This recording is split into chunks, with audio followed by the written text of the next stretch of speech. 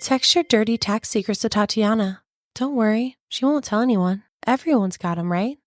Tatiana Sawyer is a tax and business strategist, CPA, and MBA who makes your life less taxing. She helps to reduce your taxes legally so that you make and keep more of your money. Get her second opinion discovery without leaving your current accountant. She'll identify missed opportunities and recommend a cure. Visit TatianaSawyer.com to learn more.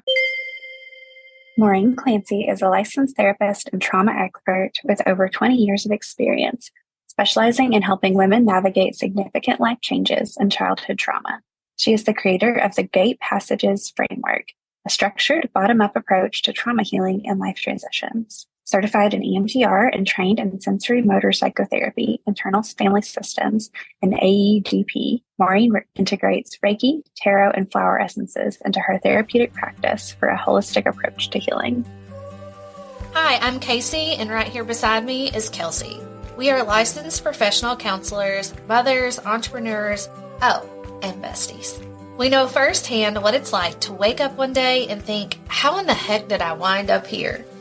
Through our own journeys of self-discovery, we found that joy is something that has to be pursued through our own internal work. Now we are on a mission to help women from all walks of life understand themselves more so they can experience real, lasting joy. Join us every Thursday to hear interviews with experts who can point you towards self-discovery and inner joy.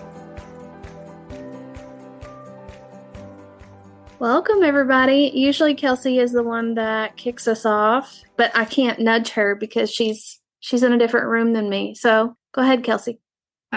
Welcome back, besties. I'm glad to have you. We have a special guest today, and I would love for her to introduce herself and tell us a little bit about her. I'm so glad to be here.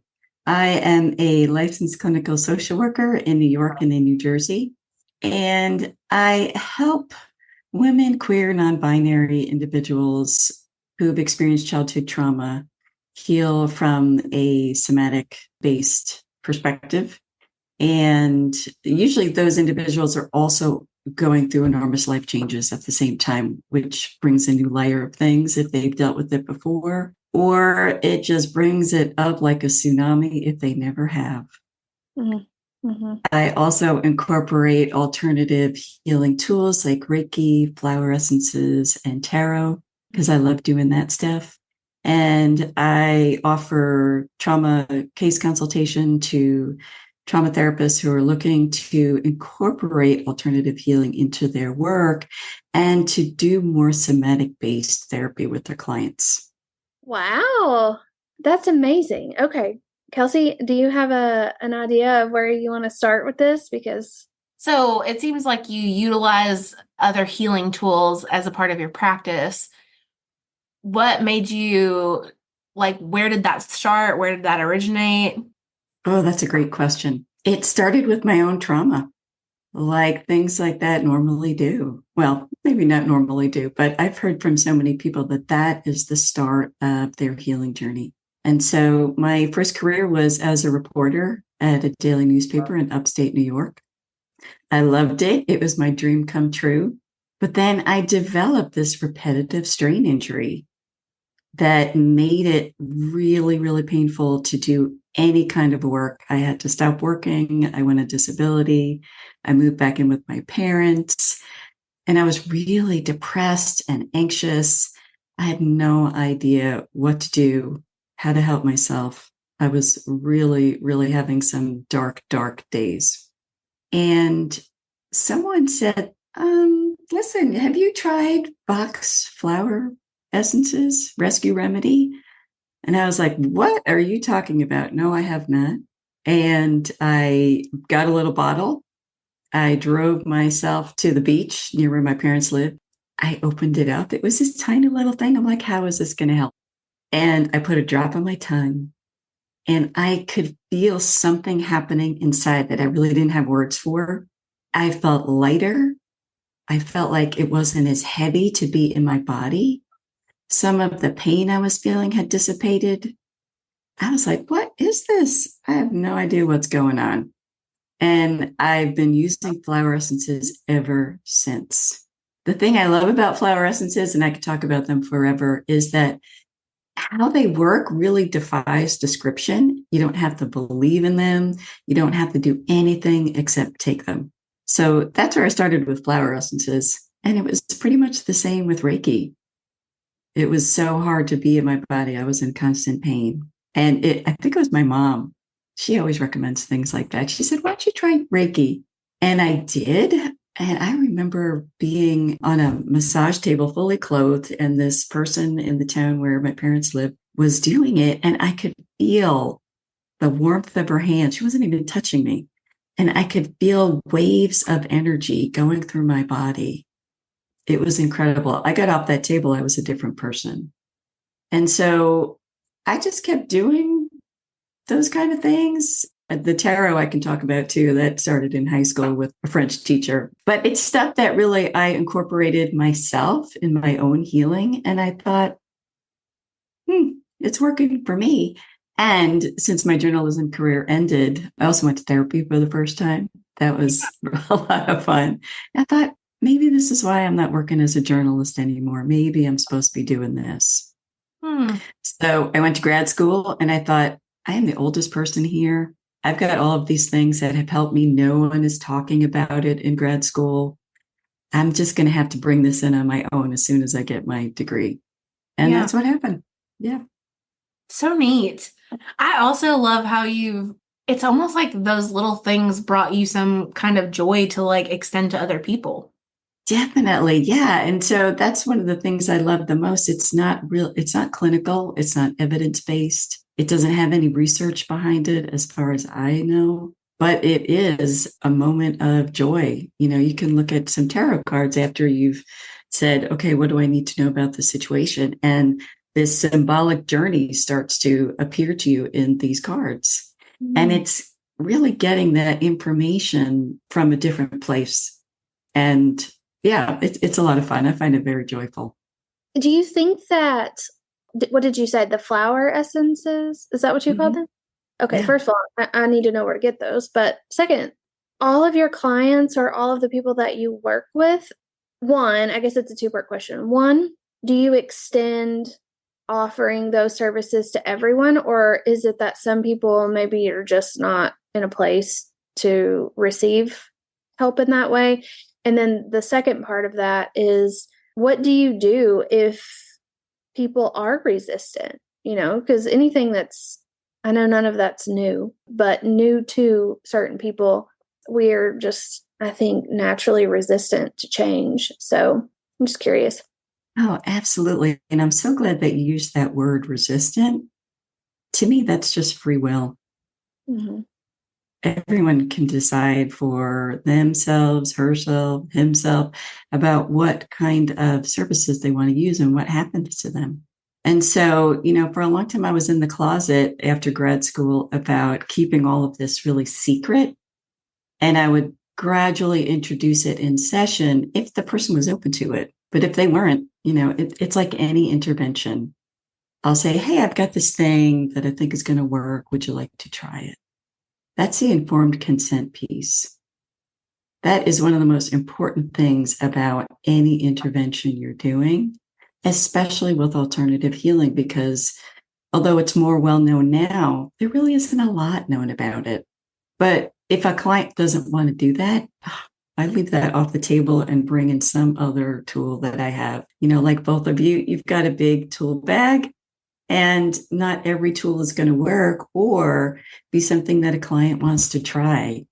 Mm-hmm. I tend to work in a really collaborative way. And I tell my clients, we are co-creating this experience for you. I've got my expertise about what I've learned and what I've seen really helps. But you're the expert on what's going on for you, whether or not you want to try something. So that's one of the things that's really important to me about bringing in alternative healing, is getting consent. And I even have on my intake form, you might be offered these alternative healing tools. They're optional. You do not have to engage in them. These are the benefits. These are the risks. And before I introduce that, I will have an explicit conversation about what it is and all of those things. What are the benefits? What are the risks? I know you said, and just for the listeners, you said that with a lot of these, it's not really that there's evidence-based practice for it or a ton of research, but I'm curious as to why do you think it works? That's a great question. I don't know if I have an answer. And I'm asking from a place of, because I've done some alternative type healing. I have a massage therapist that I haven't been to in a while, but I need to go back. And she does some acupressure, and like she was trained in Chinese medicine and like all of it. She's like touching my ears, and she's like, all these things. And so I do also believe that it works. I've never tried Reiki or the flower essences, but makes me really curious, if it's getting us back closer to how we are meant to be, like centered in our own body, to be calm. Like, I don't know. What do you think, Kelsey? Well, I think she said earlier, like all of it made her feel like a lot lighter, like all of the things you're carrying. I just wonder how. I don't know.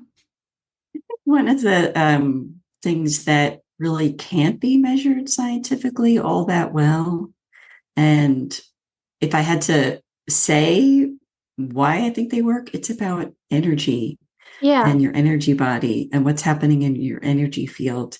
And, one way that we can all understand that is if someone you're with is obviously mad and their body language is neutral and they're not talking about being mad, but you can tell, you can feel it. That's energy. Right. We all can read that kind of thing because we are energetic beings, in addition to being in physical bodies and having thoughts and having feelings. But it's something that's really left out of the Western medical model, but it's very commonplace in Eastern medical model. Right. Do you do Reiki? Like you actually do it on some other people? I do, yeah. I am a Reiki master teacher, which means I've just gone through 4 levels, which means that I can attune other people into the practice of doing Reiki. So do you need to be so Kasey can probably guess where I'm going with this question. Do you need to be like very calm? Like how do you show up in the room if it's all about energy fields? And how do you practice self-care and all of those things to make sure that you're grounded enough to do that? Oh, that's one of my favorite questions. I love this so much. One of the most important things we offer clients is a regulated nervous system. No matter how their nervous system is for them in that moment or that time that you're together, there's that co-regulation piece. So even if you never say anything, you're offering their nervous system a place to co-regulate with your nervous system. And if your nervous system is not regulated, nothing is going to happen that's going to be healing. And the clients can tell. They're so good at being able to tell, especially people who've experienced trauma, because they become excellent at reading energy. That's why it works. And I think that's exactly right. And I think that's also why so many people that are listening to this can relate if they try, because even if they've never experienced any kind of alternative healing. Because think about children, like I think about my children a lot whenever I'm thinking about this type of thing. But like, just let's say that they're in a split parent home, they have 2 homes, and in one home it feels one way, in another home it feels the other way. And just you can, like, I can almost describe probably perfectly the energy in my ex-husband's home with the children, because they bring it back to my house the first day. It almost takes like a day to just release it and like, okay, now we're gonna shift to this. So I get it. And also just why being around certain people is calm. It feels calming to you. That's exactly what it is. When you think about how you show up in the world, right? Like if I show up and I'm very anxious, my child's behavior is completely different than when I'm very regulated and calm. And also, I mean, if you're dysregulated, Kasey, I can feel it. Like I'm like, oh, okay, what do I do? Let's put out fires. And it creates a nervous energy, especially if you're a fixer or people pleaser, because you're trying to chase the fix. yeah, I think energy has a lot to do with, and co-regulation could have a lot to do with that. Well, you also said something, Maureen, that I think is just so profound in this way. And I think I'll even use that for my own practice and my clinicians in my practice. And I can't remember, I'll have to go back and like look at the transcript exactly what you said, but you said that the best thing we can do for our clients is to show up with a regulated nervous system. And I think about like our clinicians sometimes, especially the newer ones, the ones that are still learning, you know, that they're not showing up with a regulated nervous system because it's not even regulated like when we're having our team meetings, you know? And I think just bringing attention to that is one of the best things that we can do for them. Tell us about this flower essence. Flower essences, my hunch is that people have been making flower essences since the beginning of recorded history, but not really talking about them. And they come under the heading of herbal medicine. And so anything that flowers or grows has the ability to share some piece of wisdom with your energy system. And so one of my favorite flower essences comes from the borage flower, which is also an herb. You can eat the flowers. You can chop up the leaves and throw it all into a salad. But borage in particular is this beautiful energy of self-love and self-confidence. And so, you know, to make a flower essence, really anyone can do it. You just take some borage flowers, put it in water, put it in direct sunlight for like 2 to 3 hours, strain out the borage, and there you go. That's your flower essence right there. So you can make them at home. I have lots of herbalist friends that do that. I just made an amazing flower essence with the violets that are growing in my front yard. But there are many, many manufacturers out there who are selling flower essences that are fantastic. What was the first one you ever tried? Borage. Okay, that was the first one? Okay. Yeah, borage is so good. I put borage in every single flower essence blend that I make. It has a lot of wisdom to share and a lot of love to share. It's just a very loving, energetic presence with people who really struggle with accepting love and that they could be loved after the things that they've experienced at the hands of other people. So, you know, you can find box flower essence rescue remedy in any grocery store, any drugstore. And that's a mix of 5 flower essences designed to rapidly dial down panic and anxiety. Oh. So that's just one that's like so widely known now. Okay. I'm going to get that. Cool. I'm excited. I can't wait to hear how it goes for you. But my favorite, I'm going to give a little plug for my favorite flower essences. I don't get anything for plugging them at all. I just think they're amazing out of all the ones I've tried. It's Green Hope Farm in New Hampshire. Most flower essences are preserved because it's just water, and then there's a preservative that's added to extend that energetic life of it. A lot of them are preserved in alcohol, like Bach's Rescue Remedy is preserved in alcohol. And a lot of the clients I have are so sensitive that they don't want to have that alcohol in their system. And so Green Hope stabilizes and preserves their flower essences in something called red shiso, which is a plant in the mint family. So that's why I love them. They're amazing. Okay. I'm going to get that. I just think that it's sometimes people feel like everything that they have tried just doesn't work. And I just think it's amazing that there are so many other remedies and other treatments and other interventions that we can try. And also just to say that just because something didn't work when you tried it once doesn't mean it won't work when you try it again. I get that a lot from people, even in the coaching world, you know, with practice owners. They're like, yeah, I already tried that.